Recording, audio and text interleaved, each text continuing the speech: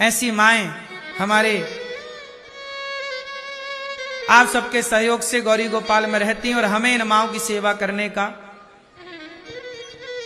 पुण्य प्राप्त करने का अवसर मिलता है, सेवा करने का मौका मिलता है। आज हमारे बीच में एक माँ जिनसे हम बात करेंगे। मैया कहाँ से आई हो मेरी माँ? बिलासपुर छत्तीसगढ़ से। छत्तीसगढ़ से। तो गौरी गोपाल आश्रम में कब से आप रह रही हो मैया? 5 साल हो गए महाराज जी। 5 वर्ष। इन 5 सालों में कोई तकलीफ तो नहीं हुई? नहीं, कोई कष्ट? कुछ नहीं। घर में कौन कौन है? 2 लड़की है बस।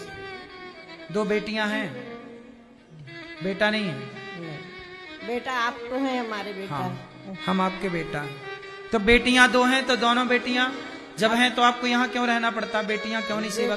सेवा नहीं करते बेटी लोग, अब ससुराल में है अपने, तो उनके पूरा परिवार है, सास ससुर देरान बेटा सब, तो सेवा नहीं करते वो लोग सेवा नहीं करते। तो थोड़ा बहुत भी रखा नहीं माँ को, अपनी आप को रखा नहीं बेटियों ने? ना, एक छोटे मंझली बेटी की यहाँ रही हूँ 2-3 महीना था, फिर मेरे को पसंद नहीं आया तो मैं आ गई वहाँ से। बेटी के ससुराल पक्ष के लोग चाहते हैं कि नहीं? आप नहीं चाहते। आजकल बेटियां तो चलो चाह भी लें कि माँ को रखें, पर ससुराल पक्ष नहीं चाहता ना। पति पक्ष, सास और ससुर पक्ष नहीं चाहते कि ये रहें। देखो इंसानियत इस तरह गिर गई ना कि आज बेटियां हैं, बेटे हैं, पर माँ को ना बेटे देखने को तैयार, ना बेटियां देखने को। यदि बेटा नहीं है तो बेटियों का फर्ज है कि वो अपनी माँ का सम्मान रखें, सेवा करें, रोटी की सेवा तो करें। बहुत सारी माता यहाँ ऐसी भी हैं जिनके बेटा हैं, बेटियां हैं, पर सेवा करने के लिए ना कोई आगे नहीं आता। रिश्तेदार भी कब तक रखेंगे? कोई रिश्तेदार, कोई सहयोगी बना? कोई रिश्तेदार नहीं? नहीं, कोई नहीं। रिश्तेदार तो बहुत हैं, बाकी कोई सहयोगी नहीं दिए, कोई रखने को तैयार नहीं। नहीं। देखो जब बुढ़ापा आया, माँ ने जिन बेटियों को पाल पोस कर बड़ा किया, विवाह इत्यादि में खूब खर्चा किया, आज वो बेटियां एक माँ की सेवा नहीं कर पाती। और दोष मैं बेटियों का नहीं दूं, बेटियों का दोष नहीं, बेटियां भी तो ससुराल पक्ष के कहने से चलती हैं ना, उन्हें वो देखना पड़ता। ये तो उनकी जिम्मेदारियां हैं ना, क्योंकि सास भी तो माँ है। यदि पत्नी की जो माँ है तो वो दामाद मतलब आपकी तो माँ ही कहलाई ना, वो आपकी पत्नी की माँ आपकी तो माँ कहलाई वो।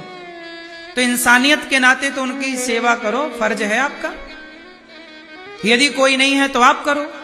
लेकिन देखो जब कोई नहीं है करने वाला, है 2 बेटियां पर करने वाला कोई नहीं, तब ये दास अनिरुद्ध, हमारा तो इन माओं से कोई संबंध नहीं है खून का, केवल इंसानियत का रिश्ता निभा रहे हैं, क्योंकि ये रिश्ता इंसानियत का है और ये संबंध देखने वाला ईश्वर है।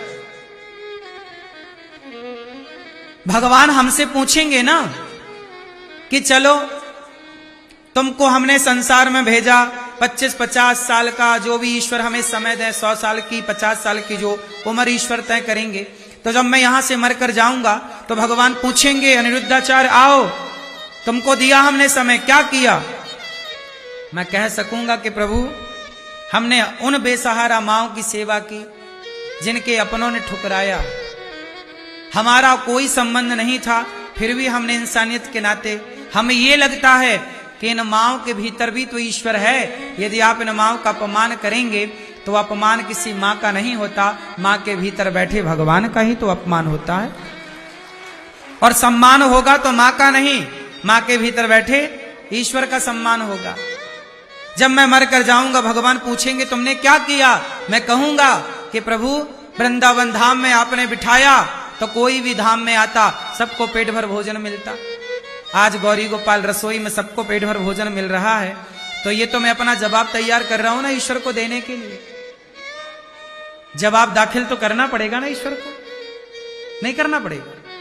जवाब तो देना ही पड़ता है। तो आपसे मेरी विनती है कि आप लोग भी भक्तों अपनी कमाई का 2% निकालकर यहाँ जितनी सेवाएं चलती हैं आप लोग सहयोग करते हो ना, तो देखो ये 290 माताएं रहती हैं, मैया आपको यहाँ कोई तकलीफ तो नहीं है? नहीं बेटा, हर चीज टाइम पे मिलता है, खाने को पीने को। आज हमारा ये बेटा संसार में नहीं रहता तो हमको तो जगह नहीं मिलता कहीं रहने के लिए। नहीं मैया, आप लोगों के लिए भगवान ने भेजा है। आज हमारा ये बेटा सबको पाल रहा है, दुनिया संसार को पाल रहा है, सब बेटा सबको भगवान दे जैसे हमारा ये बेटा दिए भगवान। ये बेटा आज नहीं रहते दुनिया में तो हम तो कहीं जगह नहीं मिलता हमको रहने के लिए। देखो सोचिए जरा, आप समझ नहीं पा रहे हैं, आप किसी के दुख को नहीं समझ पा रहे हैं। कहते हैं ना, कांटा जब लगा नहीं तो दुख हमें कैसे होगा। अब आप सोचिए कि किसी को आप उसके घर से निकाल दो, जिस माँ ने आपको पाल पोस कर बड़ा किया, पढ़ाया लिखाया, और जब आप उसका साथ ना दो, सोचिए कि उस माँ पर क्या गुजरती होगी जिसके पास रहने का जुगाड़ ना होगा, छाया ना होगी। समझ रहे हैं आप कि आपके सिर से छाया चली जाए तो क्या होगा? कौन आपको, सोचो जवानी हो तो जवानी में तो बहुत लोग साथ देते हैं, आपका शरीर भी काम करता है, लेकिन इस उम्र में तो काम भी नहीं होता, काम भी नहीं होता और साथ की भी जरूरत पड़ती है। बेटियां साथ देती नहीं है, बेटे साथ देते नहीं है। अब बताओ, बेसहारा माँ को आप लोगों ने साथ दिया तो इन माताओं के लिए गौरी गोपाल आश्रम बना, और आप लोगों के सहयोग की छाया में इन माताओं का बुढ़ापा गुजर रहा है।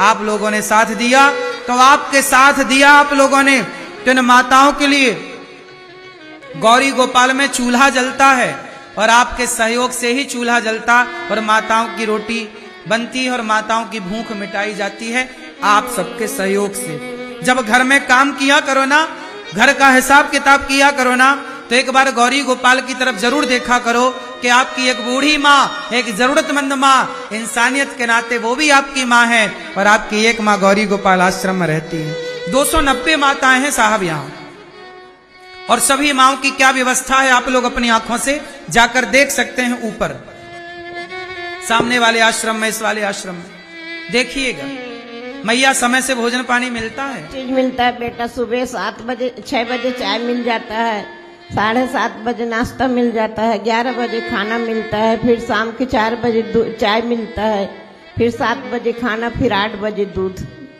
सब चीज मिलता है, खाने कोई कमी नहीं है। रोज दवाइयाँ के खाना सब चीज मिलता है। इन माताओं को जैसे घर पे बेटा सेवा करता है, वैसी मेरी कोशिश है कि गौरी गोपाल वृद्धाश्रम नहीं है, ये वृद्ध माताओं का घर है, बेसहारा माओं का घर है ये। आप इसे अपनी आंखों से देखिए, आप भावों को समझिएगा।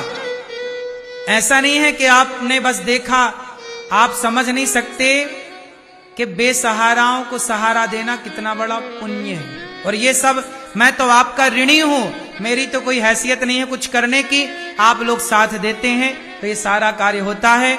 मैं तो आप सबका ऋणी हूं, पता नहीं ये ऋण कैसे चुकेगा।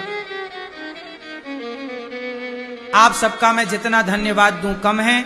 भगवान से यही प्रार्थना करता हूं कि आपके साथ देने से ये माताओं के लिए आश्रम बना। आज गौरी गोपाल में इतने सारे साधु संत भोजन करते हैं, हजारों लोग भोजन करते हैं, इतने सारे बच्चे पढ़ते हैं, इतनी सारी 400 गौ माता, 100 से ज्यादा नंदी रहते हैं। ये सब आपके सहयोग से संभव है।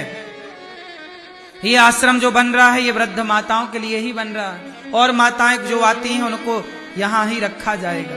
तो आपसे बस यही प्रार्थना कि आपने इन माताओं के लिए जितना साथ दिया है, आपके साथ के बिना, सहयोग के बिना ये सेवाएं संभव नहीं है। इसलिए अपना मानिए, और रोटी तो रोज लगेगी ना। आप तो कमाते रोज हो कि एक महीने में एक बार कमाते हो? रोज कमाते हो ना, तब घर का चूल्हा जलता है। ऐसे ही थोड़ा थोड़ा रोज दीजिए। एक रोटी, हम ये नहीं कहते कि आप लाखों दीजिए, हम कहते हैं कि आपकी एक रोटी गौरी गोपाल आश्रम में वृद्ध माँ आपकी एक रोटी तो खाए, एक माँ को आपकी ओर से तो भरपेट भोजन मिले, इतना साथ दीजिए। इससे आपका कुछ घटेगा भी नहीं। क्यों जी, कुछ घटेगा? इतना तो आप गुटखा खा के थूक देते हैं। सबकी सेवा करते हैं, सबके पैर दबाते हैं, सबके समय में हर चीज, दवा दारू, कोई बीमार पड़ते हैं तो सबको हॉस्पिटल लेते हैं, कोई चीज की कमी नहीं करते। हमारा बेटा तो इतना अपने घर में नहीं करते जितना हमारा ये बेटा कर रहे हैं सबकी सेवा।